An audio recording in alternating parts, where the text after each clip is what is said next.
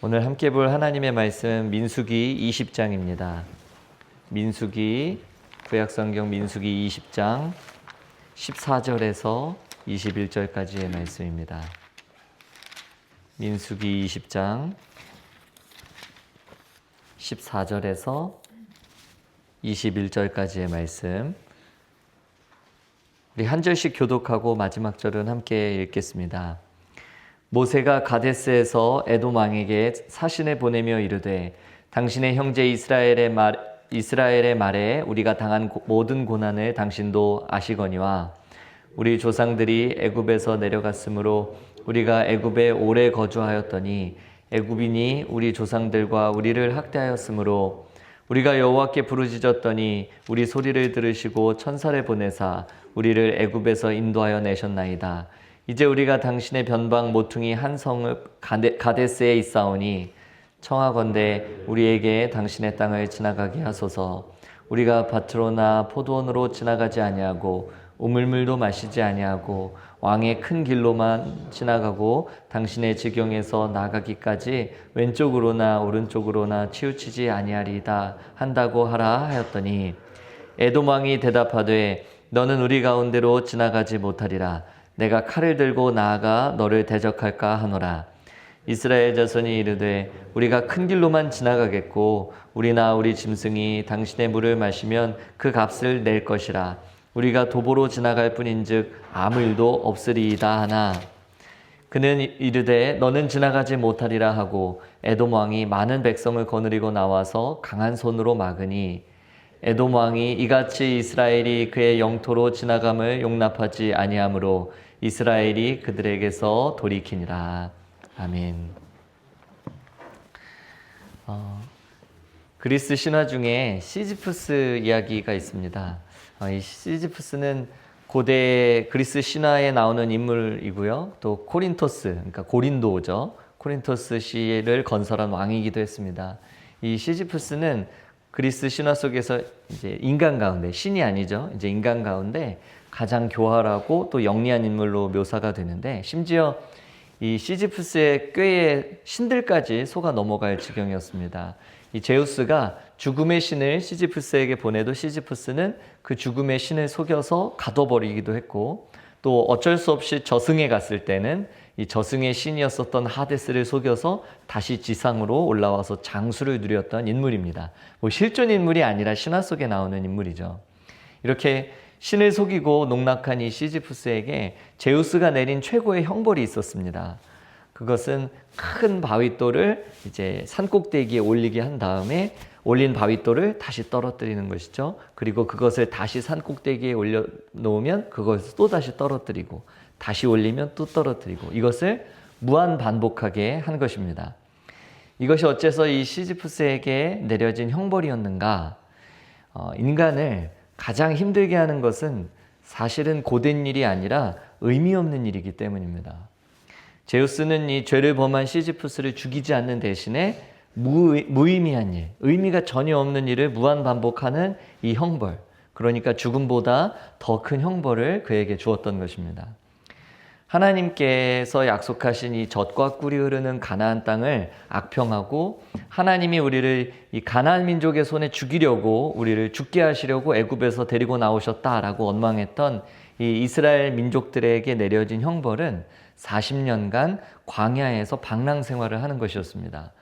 가나안 땅을 정탐했던 그 40일 가운데 하루를 1년으로 환산해서 무려 40년간이나 이 목적지 없는 방황하는 시간들, 이것이 하나님께서 이스라엘에게 내리셨던 형벌이면서 또 심판이었습니다.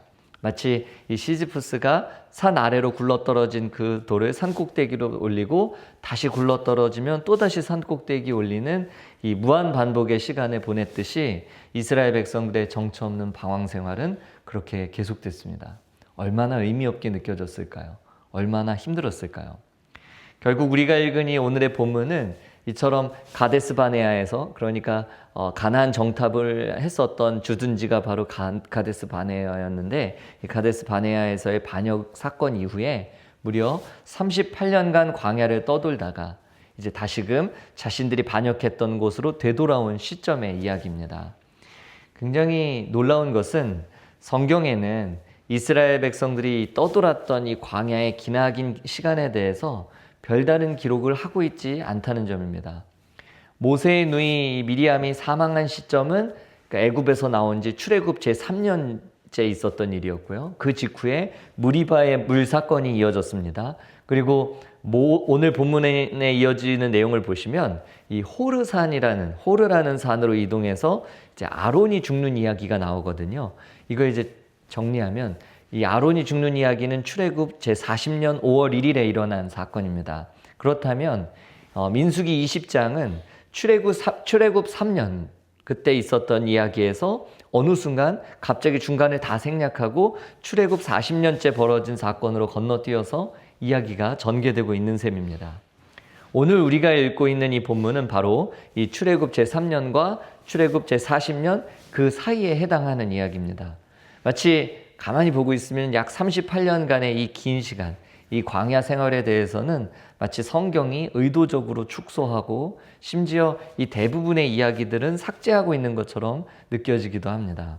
광야에서 떠돌던 그 기간들은 그야말로 기록조차 할 필요가 없는 그런 무의미한 시간이었기 때문에 그랬던 것일까?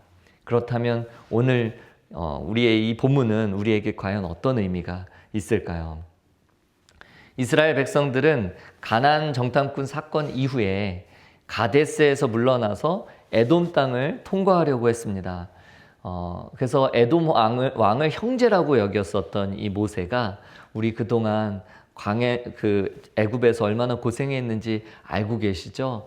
우리가 이제 하나님께서 약속하신 땅을 향해서 나아가야 하는데 이 에돔 땅에 이 왕의 대로를 좀 이용했으면 좋겠습니다. 다른 길로 가려면 너무 험하고 멀리 돌아가야 하니까 이 길로 지나갈 수 있게 좀 해주십시오. 지나가는 길에 뭐 포도원에 있는 열매를 따먹는다거나 우물이 있으면 우물물을 마신다거나 하지 않고 아무것도 건드리지 않고 왕의 대로로만 지나갈 테니까 좀 저희를 통과하게 해주십시오. 이렇게 이제 권면을 하죠, 왕에게. 그런데 에돔이 이스라엘의 통행을 아주 완강하게 거부하는 바람에 그들의 계획이 처음부터 완전히 어그러지게 되었습니다.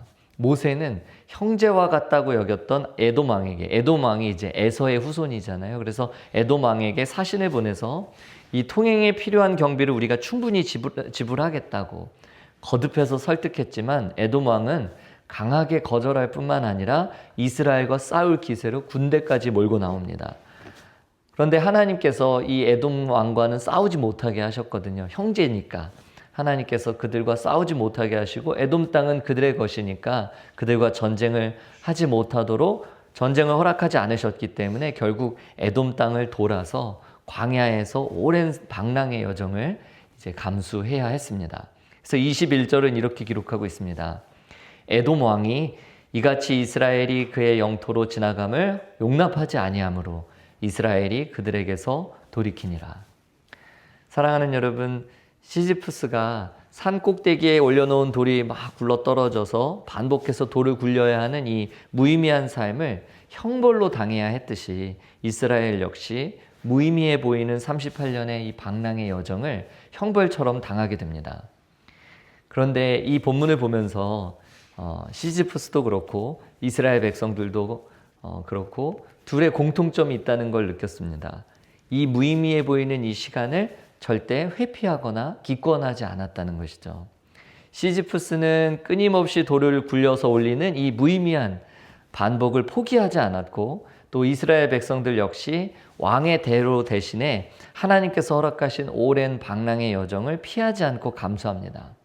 물론 이들이 하나님 앞에서 참 본받을 만한 사람들이다, 훌륭한 사람들이다, 그런 뜻으로 말씀드리는 것은 아닙니다. 다만 이들에게 주어진 그 현실을 회피하거나 기권하지 않고 충실하게 감당하는 것이 중요하고 또한 이들이 그렇게 살았다는 뜻입니다.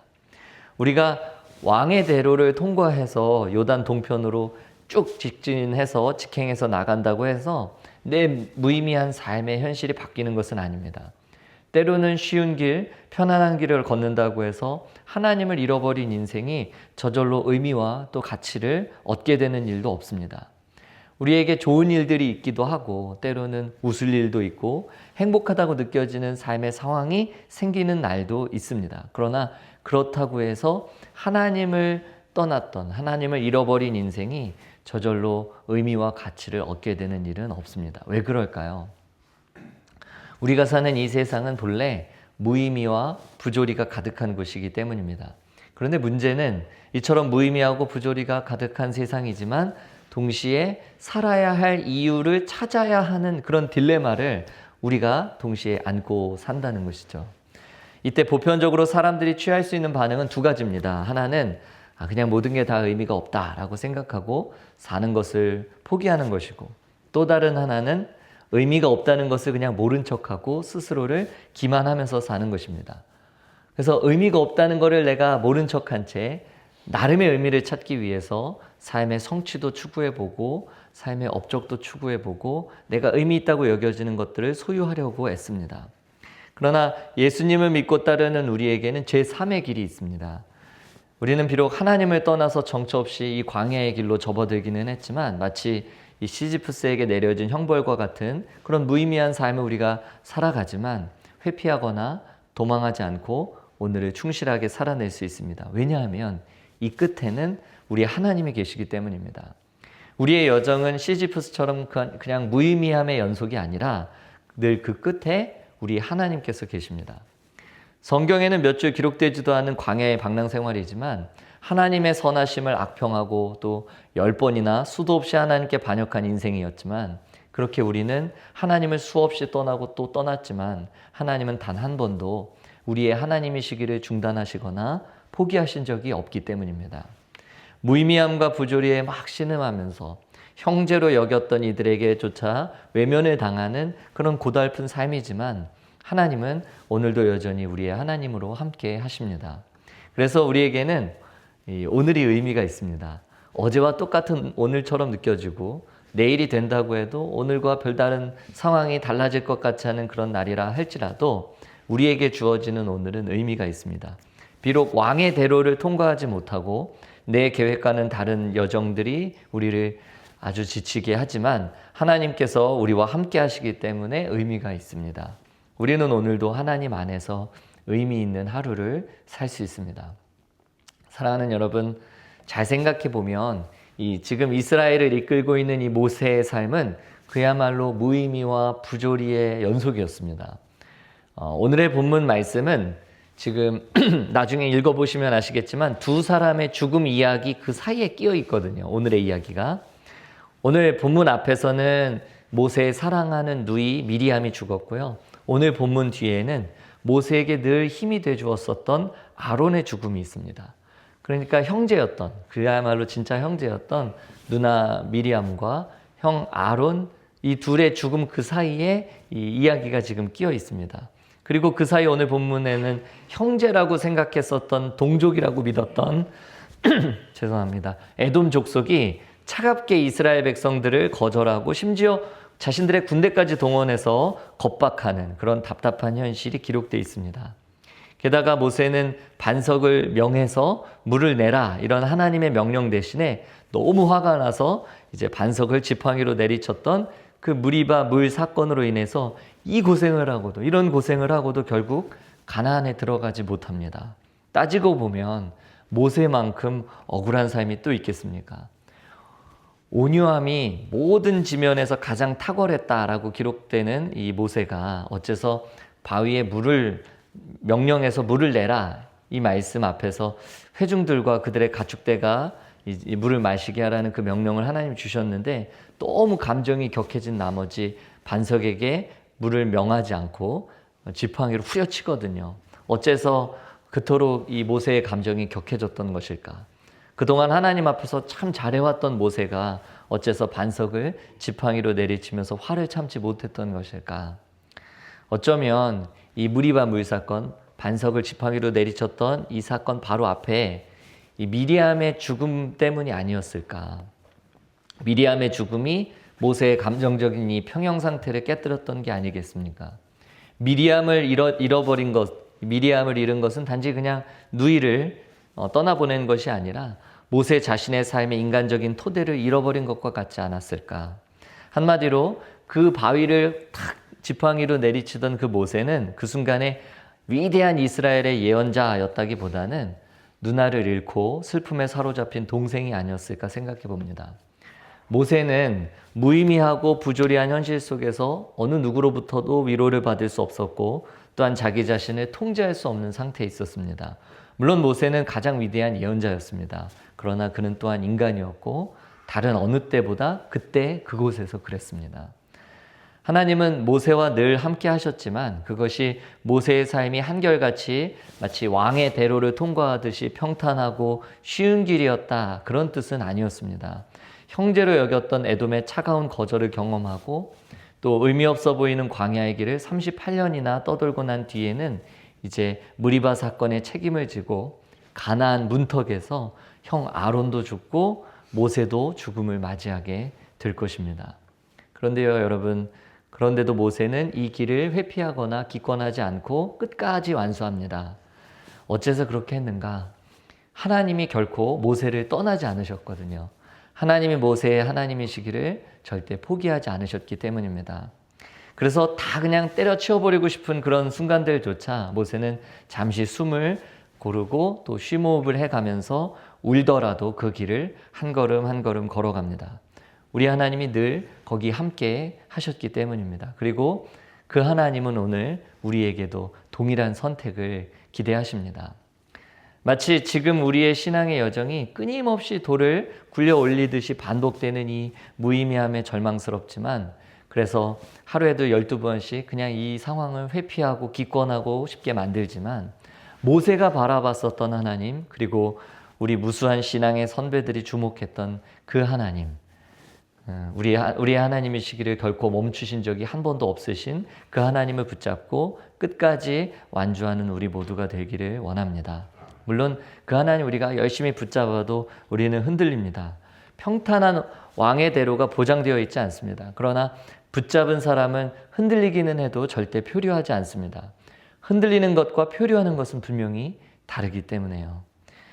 이 새벽에 의미 없는 듯 보이는 오늘이 우리 하나님 안에서 새로운 날로 변화되기를 축원합니다. 아까 우리가 찬송가에서 불렀지만 높은 산이 거친 들이 초막이나 궁궐이나 내 주 예수 모신 곳이 그 어디나 하늘나라 되는 그런 은혜가 있기를 간절히 소원합니다. 우리 하나님이 오늘도 여러분과 또 우리와 함께 하십니다. 우리 같이 기도드리겠습니다. 좋으신 하나님 아버지, 우리가 하나님을 의지하고 하나님을 따르지만 그리고 하나님께서 우리를 자녀 삼아 주시고 우리와 함께 하시지만 삶의 상황을 살펴보면 늘 왕의 대로와 같은 평탄한 길만 있지 않았음을 돌아보게 됩니다. 그래서 과연 하나님 우리와 함께 하시는가? 우리 하나님이 나를 지금 돌보고 계시는가? 이런 의구심이 우리 삶에 또 솟아날 때가 있습니다.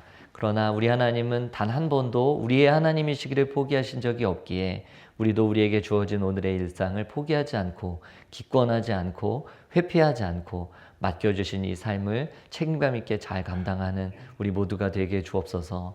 각자 삶의 고민과 또 미래를 두고 또 불안한 내일을 두고 또 하나님 앞에서 기도하고 있는 이들이 있습니다. 하나님께서 그 걸음과 그 삶을 아름답게 인도해 주시되 가장 어렵고 또 무너지는 마음이 있는 그 순간에 우리 하나님께서 가장 강한 손으로 붙잡아 주셔서 하나님의 도우심으로 오늘을 의미 있고 기쁘게 살아가는 우리 모두가 되게 주옵소서. 질병으로 때로는 삶의 불안함과 가난으로 또 근심과 염려로 삶의 자리가 무너져 있는 이들이 있다면 우리 주님께서 손으로 잡아 일으켜 주시고 그들에게 산 소망으로 날마다 공급하여 주셔서 오늘이 의미 있고 내일이 기대되는 그런 복되고 아름다운 삶이 되도록 인도해 주옵소서. 모든 것 주님께 맡겨드리오며 사랑이 많으신 예수님의 이름으로 기도드립니다. 아멘.